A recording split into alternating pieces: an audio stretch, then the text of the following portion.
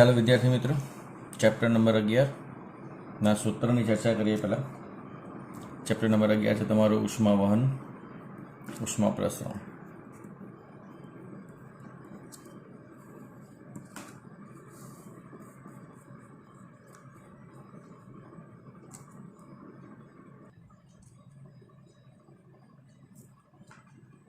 ચાલો, ઉષ્મા પ્રસરણમાં 3 પોઈન્ટ છે. પહેલું ઉષ્મા વહન છે.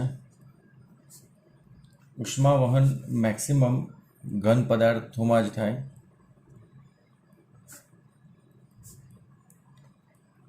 થતી ઉષ્મા પ્રસરણની ઘટના છે.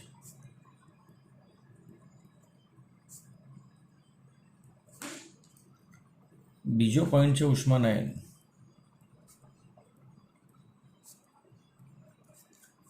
એ મેક્સિમમ તરલ પદાર્થોમાં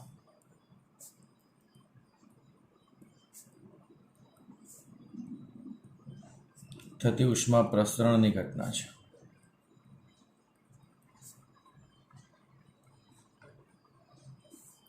ત્રીજો પોઈન્ટ છે તમારે ઉષ્મા વિકિરણ.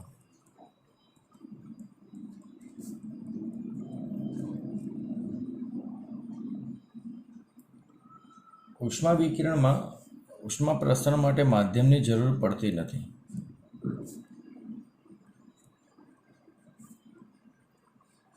ગમે તે માધ્યમ હોય એમાં ઉષ્મા વિકિરણની વાત થઈ શકે. ઓકે,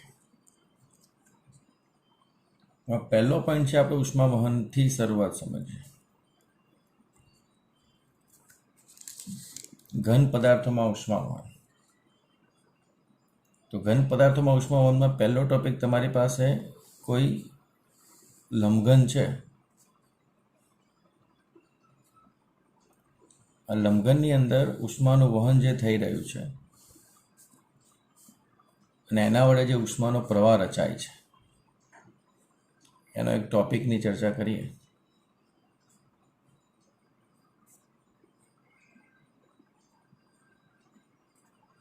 લંબઘન છે. અહીંથી આ પદાર્થને ઉષ્મા આપશો તો ઉષ્મા અહીંથી આ દિશામાં ગતિ કરશે, પ્રસરણ પામશે. એટલે આ ઉષ્માનું પ્રાપ્તિ સ્થાન છે અને અહીંયા સુધી ઉષ્મા પ્રસરણ પામશે ઉષ્મા વહનને કારણે. જેમાં અહીંયાના અણુઓને સૌપ્રથમ ઉર્જા મળશે અને એ અણુઓ પોતાની ગતિ ઉર્જા વધારીને બાજુના અણુઓને ઉર્જા ટ્રાન્સફર કરશે અને ઉર્જાનું વહન શક્ય બનશે. ઘન પદાર્થોમાં તમારે દરેક પોઈન્ટ ઓફ વ્યૂ પર ગરમ કરવાની જરૂર નથી. કોઈ પણ એક પોઈન્ટ ઉપર ગરમ કરો એટલે ટોટલ વિભાગમાં ગરમી પ્રસરી જાય, ઉષ્મા વહન થઈ જાય. તો હંમેશા યાદ રાખવું કે જ્યારે ઉષ્મા પ્રાપ્તિ સ્થાન છે તો નજીકનું જે આડછેદ છે એનું તાપમાન ઓલવેઝ વધારે હોય કોના કરતાં, એના દૂર કરતાં. અને અંતરમાં આનું અંતર એના કરતાં થોડું વધારે છે. તો અહીંયા જે ઉષ્મા પ્રવાહ, જે ઉષ્માનું વહન થઈ રહ્યું છે, તો ઉષ્મા પ્રવાહની જે વાત કરીએ છીએ dq/dt અથવા h is equal two -ka T1 - T2/L.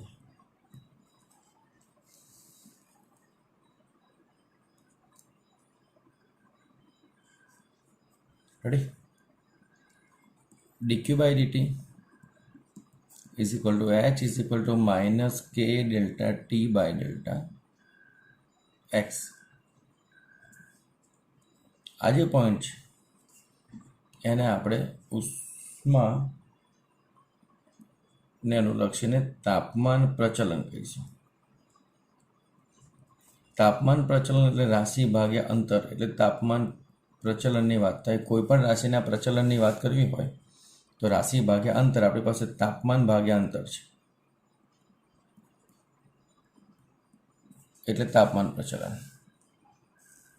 એકમ તમને ખબર છે, એકમની બહુ ચર્ચા કરતા નથી.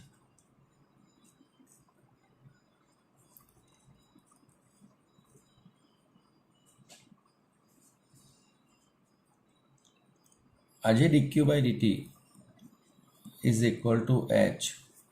આ કે એ છે એને છેદના છેદમાં લઈ જઈએ તો ઉપર ડેલ્ટા ટી લખી નાખીએ અને નીચે કે એ બાય એલ લખી નાખીએ. આ જે સમીકરણ છે એને ઓહમના નિયમ વડે સાથે સરખાવીએ. ઓહમના નિયમનું સૂત્ર છે V બરાબર IR. તો I બરાબર V upon R. I A H એ ઉષ્મા પ્રવાહ છે અને I એ વિદ્યુત પ્રવાહ છે. ડેલ્ટા ટી એ તાપમાનનો ફેરફાર છે, આ V એ વિદ્યુત સ્થિતિમાનનો તફાવત છે. તો આ જે પોઈન્ટ છે એને આપણે અવરોધ સાથે સરખાઈએ. તો આ R એ વિદ્યુતીય અવરોધ છે અને તો કે એ બાય એલ એને આપણે ઉષ્મીય અવરોધ કહીશું.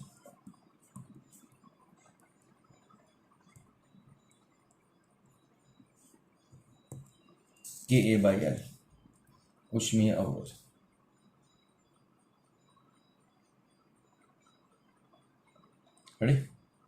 એકમ kelvin by joule into second.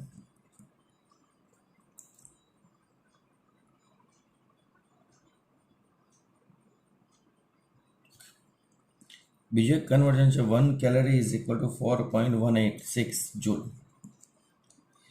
આ ખાસ ધ્યાન રાખજો, 4.186 જૂલ ખાસ ધ્યાનથી. હવે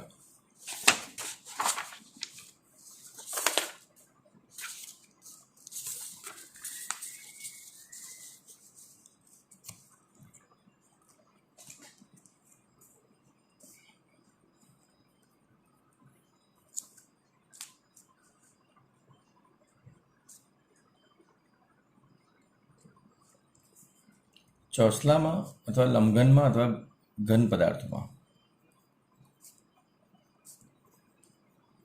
ઉષ્મા વહન થાય છે. એમાં આપણે ઉષ્મીય અવરોધ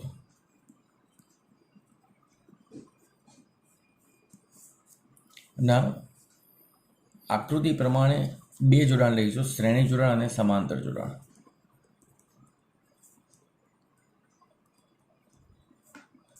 શ્રેણીમાં આપણને ખબર છે R બરાબર R1 વત્તા R2 અને સમાંતરમાં ખબર છે 1 upon R is equal two 1 upon R1 વત્તા 1 અપોન R2. પણ એ આકૃતિ કઈ રીતે સેટ થાય છે એને ખાસ ધ્યાનથી સમજવાનું છે. બે બ્લોકને આ રીતે કનેક્શનમાં મૂકી દો. બંનેની ઉષ્મા વાહકતા અલગ અલગ છે, K1 અને K2. આ બ્લોક નંબર 1 છે, આ બ્લોક નંબર 2 છે. આની લંબાઈ L1 છે, આની લંબાઈ L2 છે. રેડી? આ બંને જોડાણ છે એ TX કહીએ જંકશન. આનું તાપમાન T1 છે, આનું તાપમાન T2 છે.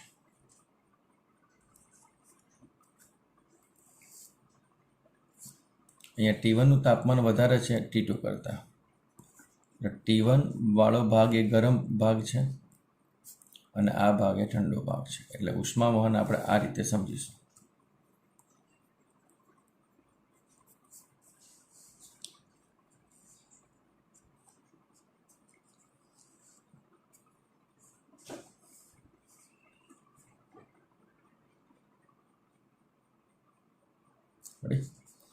તો આ જે જોડાણ છે એને શ્રેણી જોડાણ તમારે કહેવાનું છે.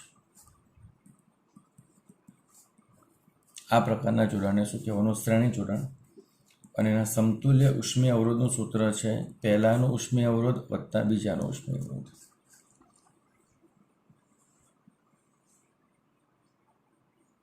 રેડી? સમતુલ્યમાં સૂત્ર આપણી પાસે ઉષ્મીય અવરોધનું આ છે L અપોન KA. તો ટોટલનો ઉષ્મીય અવરોધ L1 વત્તા L2 બાય KA બરાબર L1 અપોન K1A વત્તા L2 અપોન K2A.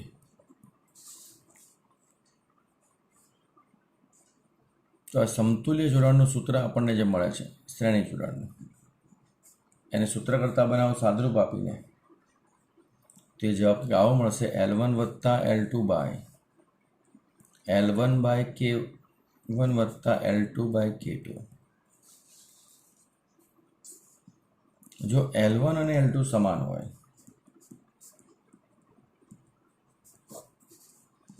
તો આ કેએસનું સૂત્ર આવું બનશે 2k1 k2 બાય k1 વત્તા k2.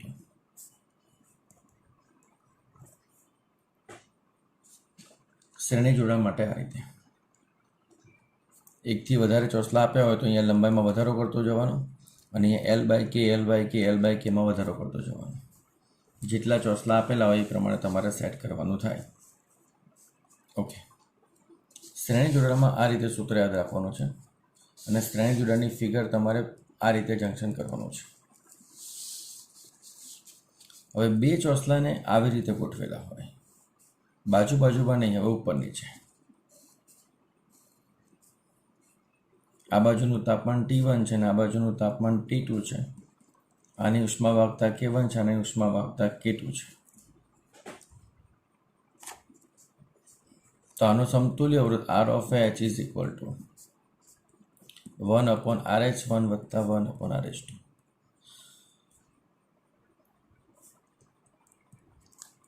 ઘણા બધા અવરોધો તો ઘણા બધા જોડાણમાં સેટ કરવાના થાય. રેડી? ઓકે, અહીંયા લંબાઈ બંનેની સમાન છે, ક્ષેત્રફળ અલગ અલગ હોઈ શકે. પહેલામાં ક્ષેત્રફળ સમાન હશે, લંબાઈ અલગ અલગ હશે.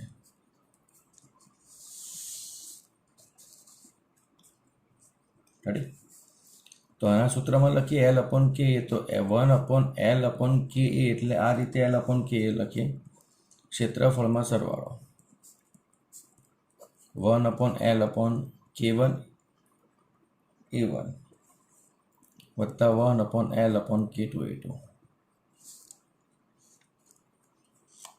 આમાંથી આપણે આ કેને સૂત્ર કરતા બનાવવા છે પેરેલલ માટે.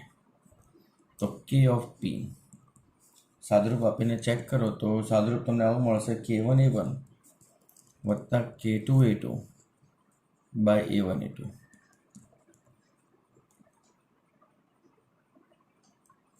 જો ક્ષેત્રફળ સમાન હોય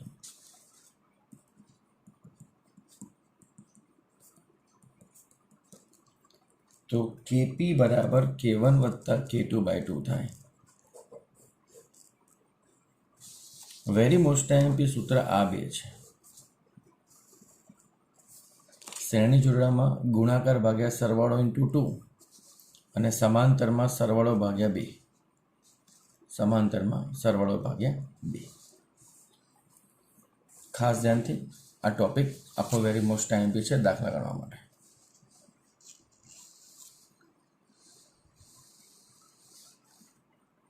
ઓકે,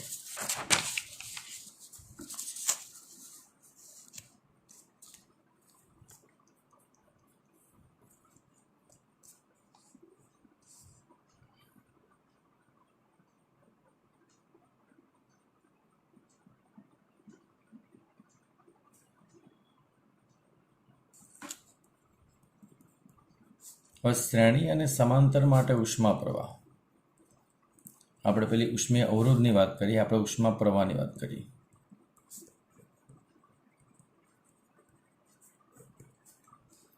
તો શ્રેણી માટે ઉષ્મા પ્રવાહનું સૂત્ર તમારે યાદ રાખવાનું છે ગુણાકાર ભાગ્યા સરવાળો. બંને ચોસલાના ઉષ્મા પ્રવાહનો ગુણાકાર અને એનો સરવાળો. જેમાં H1 અને H2 તમારે લખવાના થાય તો સૂત્ર આપણી પાસે તો છે જ, T1 - T2 બાય RH1 અને T1 - T2 બાય RH2. બંને સળિયા માટે અલગ અલગ. L/K આવે છે અને આપણે RH લખી નાખ્યું છે, તે પ્રમાણે એને ફોલો કરવાનું. સમાંતરમાં સૂત્ર તમારે યાદ રાખવાનું, HP બરાબર H1 વત્તા H2.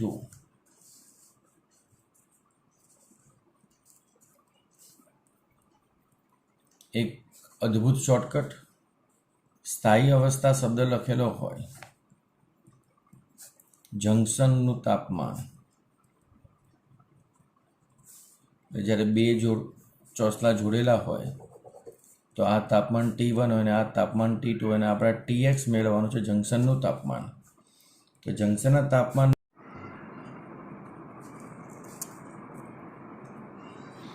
તો એ જંકશનના તાપમાનની વાત છે શોર્ટકટ તરીકે તો તમારે યાદ રાખવાનું છે K1T1 વત્તા K2T2 બાય L2 અને L1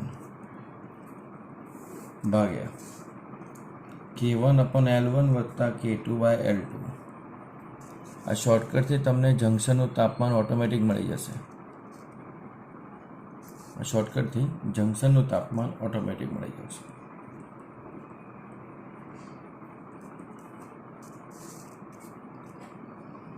હજુ પણ આને જો સોલ્વ કરવું હોય, હજુ પણ શોર્ટકટ રીતે યાદ રાખવું હોય તો આ રીતે યાદ રખાય K1T1 વત્તા K2T2 બાય K1 વત્તા K2.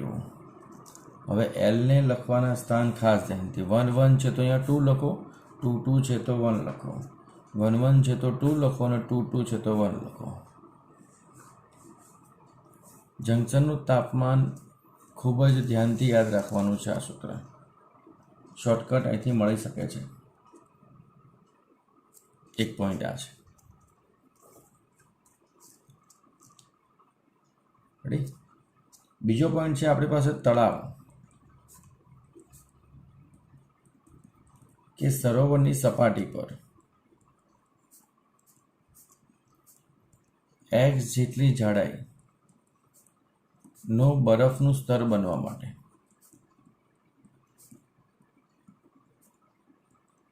લાગતો સમય. આ બધા સૂત્રો જે લખીએ છીએ બેઝિક સૂત્ર છે જે તમારે યાદ રાખવાના છે. અમુક ટેક્સ્ટ બુકમાં સાબિતી હશે, અમુકમાં નહીં હોય તો એ તમારે બને તો દાખલાના સાદુરૂપની જ વાત છે એ તમારે યાદ રાખવાની શોર્ટકટ તરીકે.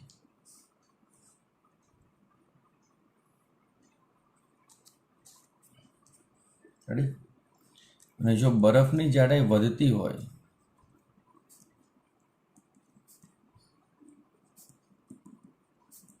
x1 થી x2 થતી હોય, એના માટે લાગતો સમય શોધવો હોય તો આ જે ભાગ વધ્યો એને જરા સજાવવાનો રહે, સજાવવાનો રહે તમારે.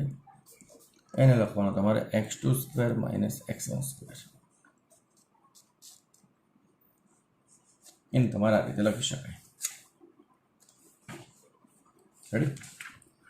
તો એક વેરી મોસ્ટ ટાઈમલી ટોપિક છે ઉષ્મા વહનનો, જેના આપણે ઘણા બધા દાખલા ગણવાનો પ્રયત્ન કરીશું. અમુક શોર્ટકટો એમાં પણ મેળવીશું આપણે, પણ બધા જ દાખલા તમારે ખાસ ધ્યાન રાખવાના છે.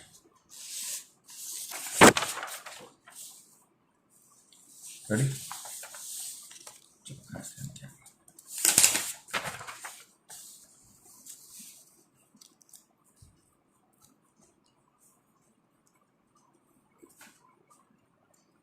પછીનો પોઈન્ટ છે તમારી પાસે સંપૂર્ણ કાળો પદાર્થ.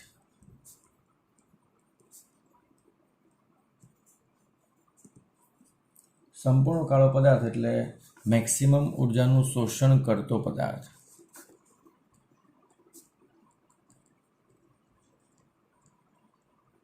ટૂંકમાં તમે 100% ઉર્જા આપાત કરો અને મેક્સિમમ ઉર્જા 100% લઈ લે તો એ કાળો પદાર્થ, અને મિનિમમ ઉર્જા લે 1% તો સફેદ પદાર્થ. સાદી ભાષામાં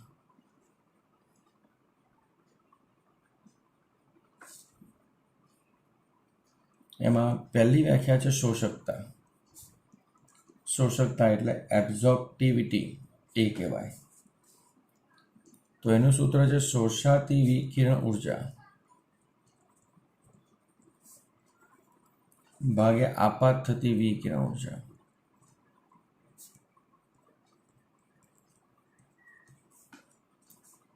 અને કાળા પદાર્થ માટે એબ્ઝોર્પ્ટિવિટી શોષકતા હંમેશા 1 હોય, કારણ કે 100% આપાત કરો તો કાળા પદાર્થમાં 100% સંગ્રહી જાય, એટલે 100/100 એટલે 1, એબ્ઝોર્પ્ટિવિટી 1. બીજો પોઈન્ટ છે ઉત્સર્જકતા, એને ઈ કહેવાય એમિસિવિટી.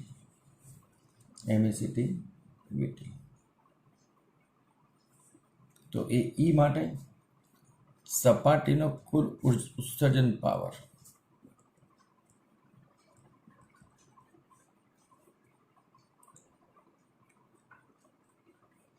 અને કાળા પદાર્થની સપાટીનો કુલ ઉત્સર્જન પાવર. કુલ ઉત્સર્જન પાવર કાળા પદાર્થ માટે E બરાબર એમિસિવિટી પણ 1 જ થાય. કાળા પદાર્થ માટે એમિસિવિટી પણ શું થાય? 1 થાય.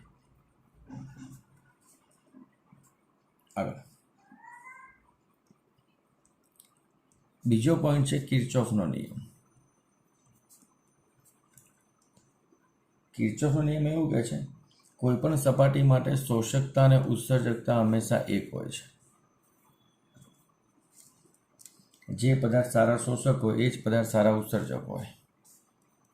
કિર્ચોફના નિયમ માટે બેઝિક કન્ટેન્ટ આટલો છે. બીજો પોઈન્ટ છે વિનનો સ્થળાંતરનો નિયમ.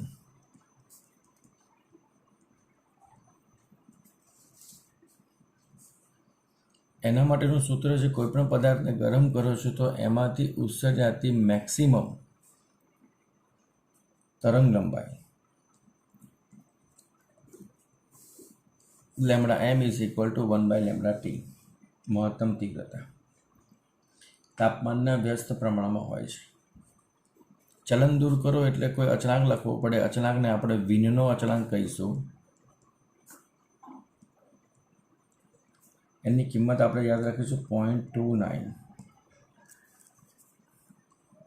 તો λm × T બરાબર B બરાબર અચળ 0.29.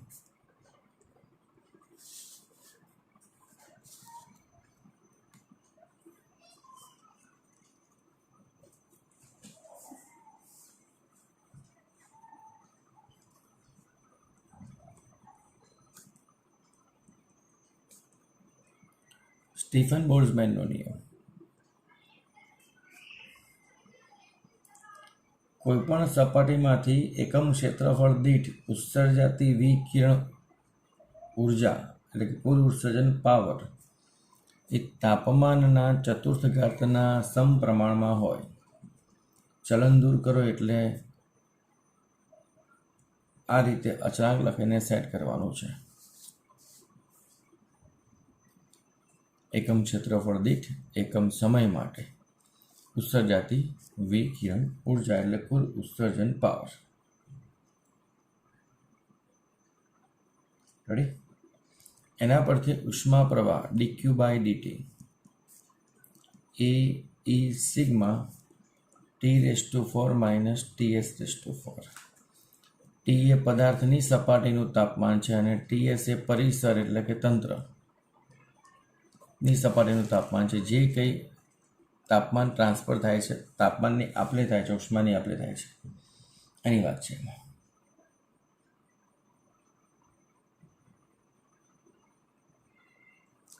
ઓકે, એની પછીનો જે ટોપિક છે ન્યૂટનના સિત્તનના નિયમની મદદથી. ન્યૂટનના સિત્તનનો નિયમ.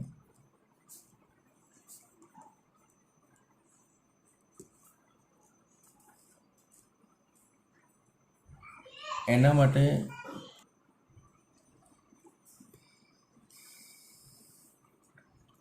ન્યૂટનના સિત્તનના નિયમ પરથી આપણને ઉષ્મા ગુમાવવાનો દર, તાપમાન જે ડ્રોપ થાય સમય આધારિત, એના માટેની વાત છે. આમાં 2 સૂત્ર તમારે યાદ રાખવાના છે. એમાં જે સૂત્ર તમારે યાદ રાખવાનું છે મૂળ બેઝિક એ આ સૂત્ર છે. પ્રેરિત ઉષ્માનયન, આ પ્રાકૃતિક ઉષ્માનયન. દાખલાકીય માહિતી માટે આ સૂત્ર વેરી મોસ્ટ આઈએમપી. દાખલાકીય માહિતી માટે આ સૂત્ર વેરી મોસ્ટ આઈએમપી.